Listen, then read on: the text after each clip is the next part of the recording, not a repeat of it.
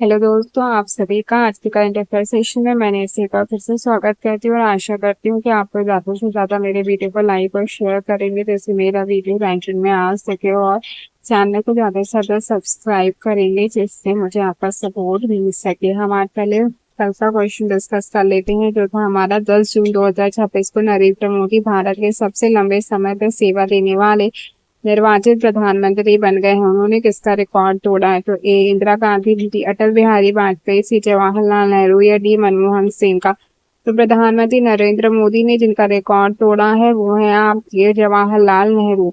Option number C आपका यहाँ पर सही हो जाता है। पहला क्वेश्चन है हमारा, कनाडा, मैक्सिको और संयुक्त राज्य अमेरिका द्वारा संयुक्त रूप से आयोजित फीफा विश्व कप 2026 में कितनी टीमें शामिल हुई हैं?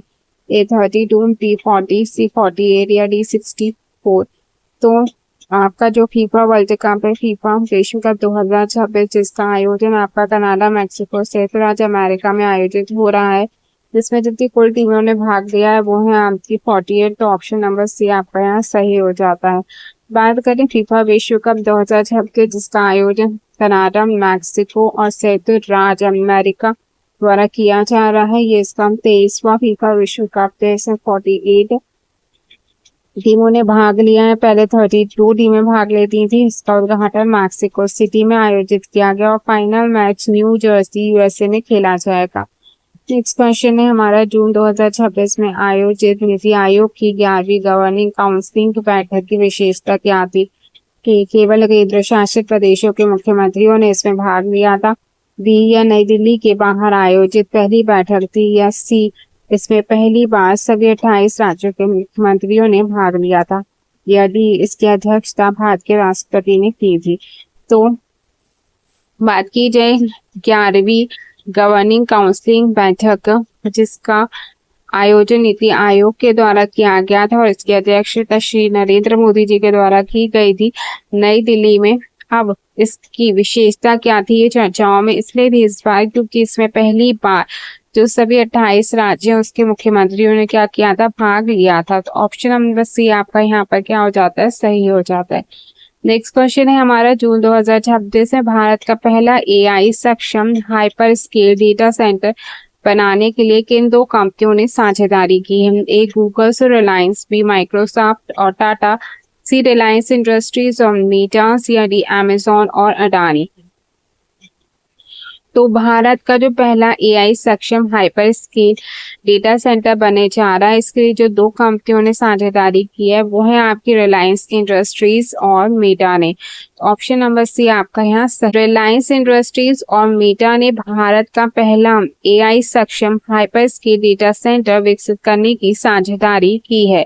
यह परियोजना गुजरात में स्थापित की जाएगी जिसका उद्देश्य आर्टिफिशियल इंटेलिजेंस और डिजिटल इंफ्रास्ट्रक्चर्स को क्या करना है, मजबूत करना है।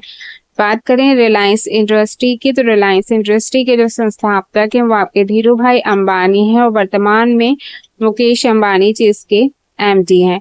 इसका हेडक्वार्टर मुंबई महाराष्ट्र में स्थित है। वहीं बात करें मेटा की, इसके संस्थापक मार्क जुकरबर्ग हैं जिनका हेडक्वार्टर्स मेंड्रास पार्क कैलिफोर्निया यूएसए में है। ये फेसबुक, इंस्टाग्राम और व्हाट्सएप के भी क्या है, संस्थापक है। हमारा जून 2026 में केंद्रीय गृह मंत्री अमित शाह द्वारा लॉन्च किया गया विनिमय किससे संबंधित एक डिजिटल प्लेटफॉर्म है? ए हवाई अड्डा प्रबंधन से, बी रेलवे माल ढुलाई संचालन से, सी भूमि बंदरगाह प्रबंधन प्रणाली से, या डी अंतर्देशीय जलमार्ग लॉजिस्टिक्स से? तो विनिमय की यहाँ पे बात की जा रही है जो आपका लॉन्च किया गया है गृह मंत्री अमित शाह जी के द्वारा। ये एक डिजिटल प्लेटफॉर्म है और ये आपका संबंधित है जो आपकी लैंड पोर्ट मैनेजमेंट सिस्टम यानी भूमि बंदरगाह प्रबंधन प्रणाली है उससे संबंधित है। LPMS ये भी आपसे पूछा जा सकता है इसका फुल फॉर्म, तो लैंड पोर्ट मैनेजमेंट सिस्टम का full form. Option number C आपका यहाँ सही हो जाता है। भारत के चयनित गगन यात्रियों में से किसे रक्षा अलंकरण समारोह 2026 में कीर्ति चक्र से सम्मानित किया गया है?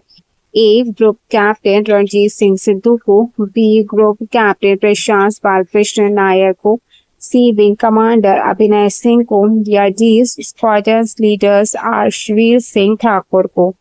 तो यहाँ पे बात की जा रही है आपकी कीर्ति चक्र 2026 की, जिससे गगन यात्रियों में से किसे सम्मानित किया गया है, तो वो है आपके captain group captain Prashant Balakrishna Nair जी को। तो ऑप्शन नंबर बी आपका यहाँ पर सही हो जाता है। जून 2026 में घोषित भारतीय T20 में पहली बार किस 15 वर्षीय क्रिकेटर को शामिल किया गया है? ए आयुष महात्रे, बी वैभव सूर्यवंशी, सी मुशीर खान या सी आदर्श सिद्धार्थ को। तो पहली बार जून 2026 भारतीय T20 में, ठीक है, इस पर भारतीय T20 का जो मैच हो रहा है उसमें पहली बार एक 15 वर्षीय क्रिकेटर को भी क्या कर लिया गया, शामिल किया गया है, जो कि आपके वैभव सूर्यवंशी हैं। ये सबसे कम उम्र के क्रिकेटर है। बात करें वैभव सूर्यवंशी की, तो ये बिहार के एक युवा भारतीय खिलाड़ी है। ये आपको याद रखना कि ये कहाँ के हैं, बिहार के हैं। जून 2026 में पहली बार भारतीय T20 क्रिकेट में क्या किए गए, शामिल किए गए। उनका चयन 15 वर्ष की आयु में हो गया, जिस कारण वो भारत की राष्ट्रीय T20 टीम में शामिल होने वाले सबसे कम उम्र के खिलाड़ी बन गए हैं। ठीक है, ये आपको याद रखना है ये पॉइंट। नेक्स्ट है हमारा जून 2026 की मौद्रिक नीति समीक्षा में भारतीय रिजर्व बैंक ने रेपो दर को किस स्तर पर अपरिवर्तित रखने का निर्णय लिया है? ए 5%, बी 5.25%, सी 5.50% या डी 5.75%।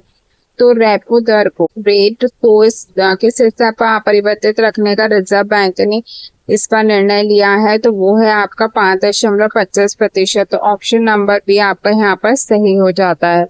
नेक्स्ट है आपका उत्तर प्रदेश का सुरहल ताल, जिसे हाल ही में भारत के 100वें रामसर स्थल के रूप में नामित किया गया है, किस जिले में स्थित है? ए वाराणसी, बी बालिया, सी गोरखपुर या डी लखनऊ में। 100वां रामसर साइट बन गया है, वो आपका क्या बन गया है, सुरहा ताल बन गया है। और ये सुरहा ताल आपका उत्तर प्रदेश में स्थित है, लेकिन उत्तर प्रदेश के किस जिले में स्थित है ये हमसे पूछा गया है, तो ये आपका बालिया जिले में स्थित है। ऑप्शन नंबर बी आपका यहाँ सही हो जाता है।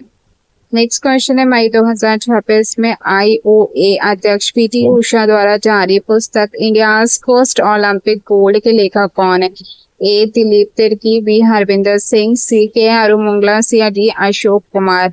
तो PT उषा जो IOA की क्या है, अध्यक्ष, ये हमें याद रखना है कि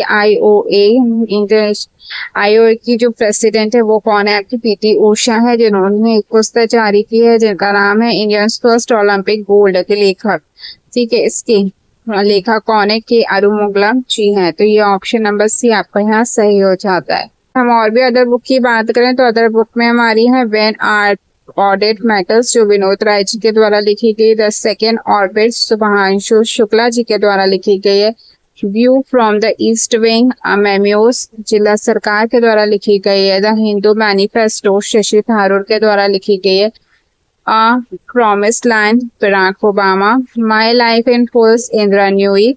wings of fire, doctor APJ Abdul Kalam. Exam warriors, Narendra Modi की है। Flying it my way, Sachin Tendulkar. Unfinished pictures, Chopra, Priyanka Chopra. The India way, doctor S Jaishankar. तो भारत को मायने रखता है, डॉक्टर S जयशंकर के द्वारा लिखी गई पुस्तकें हैं। नेक्स्ट क्वेश्चन है आपका, जून 2026 में भारत सरकार ने थोक मूल्य सूचकांक का आधार वर्ष 2011 से बदलकर किस वर्ष को कर दिया गया है? तो इन्होंने 2011-12 को बदलकर जो थोक मूल्य सूचकांक है आपका वो कर दिया है, इसका आधार वर्ष आपका कर दिया गया है 2021-22 पे। तो ऑप्शन नंबर सी आपका यहाँ पर सही हो जाता है। नेक्स्ट क्वेश्चन की बात करें तो वो है आपका, जून 2026 में जस्टिस इंदु मल्होत्रा 2018 के बाद भारत में सीधे कोर्ट में नियुक्त होने वाली दूसरी महिला कौन है? A V Mohana, C VP Nagarathna, C Hima Kohli या सी बेला M त्रिवेदी। तो यहाँ पे बात की जा रही है आपके अभी हाल ही में 5 जजों को सुप्रीम कोर्ट ने डायरेक्ट नियुक्त किया है, जिसमें अभी एक हमारी वी मोहना जी जो है वो महिला है जो शामिल हुई है। ये हमारी दूसरे नंबर की क्या है, महिला है। इससे पहले जस्टिस इंदु मल्होत्रा 2018 में क्या हुई थी, डायरेक्ट सुप्रीम कोर्ट की जज बनी थी। तो सेकंड नंबर पे हमारी वी मोहना जी, तो ऑप्शन नंबर ए हमारा यहाँ पर सही हो जाता है। ने आपका 27 मई 2026 को उल्लास कार्यक्रम के तहत 99.82% साक्षरता दर के साथ भारत का छठा पूर्ण साक्षर राज्य किसे घोषित किया गया है? ए मिजोरम, बी गोवा, सी सिक्किम या डी हिमाचल प्रदेश को।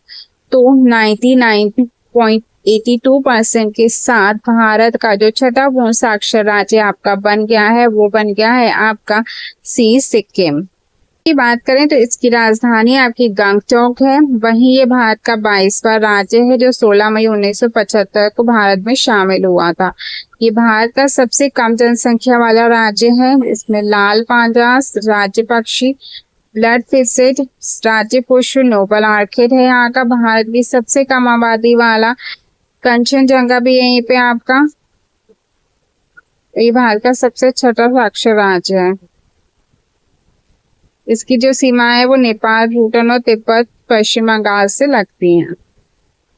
नेक्स्ट है हमारा 26 मई 2026 को लॉन्च हुई पुस्तक अपनापन नरेंद्र मोदी संग मेरे अनुभव के लेखक कौन है? ए सी नरेंद्र मोदी, सी एम वेंकैया नायडू, सी शिवराज सिंह चौहान या डी एस डी देवगौड़ा। तो अपनापन नाम की एक बुक लिखी गई है जिसमें नरेंद्र मोदी संग मेरे अनुभव, मतलब उन्हें अपने अनुभव शेयर किए हैं। तो ये शेयर किए हैं आपके शिवराज सिंह चौहान जी के द्वारा। ठीक है, शिवराज सिंह जी का और नरेंद्र मोदी का बहुत ज्यादा अपनापन है, ये आप याद रखिएगा। इसलिए उस पुस्तक का नाम भी क्या है, अपनापन है। तो इसका नाम ऑप्शन नंबर सी आपका यहाँ पर सही हो जाता है। 2026 में इटली यात्रा के दौरान प्रधानमंत्री नरेंद्र मोदी को FAO द्वारा कौन सा प्रतिष्ठित पुरस्कार प्रदान किया गया है? ए नोबल शांति पुरस्कार, B Agricola medal, C golden olive award, C D global food security पुरस्कार। तो नरेंद्र मोदी जी अभी क्या थे, इटली की यात्रा पे थे।